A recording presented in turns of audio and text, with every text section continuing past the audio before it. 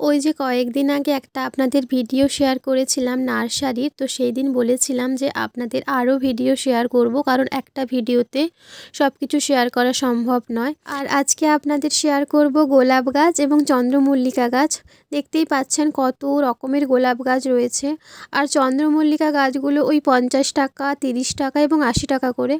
এই চন্দ্রমল্লিকাগুলো 80 টাকা করে। আর চন্দ্রমল্লিকা গাছগুলোতে এত কুঁড়ি দেখে মনটা পুরো ভরে গেছে।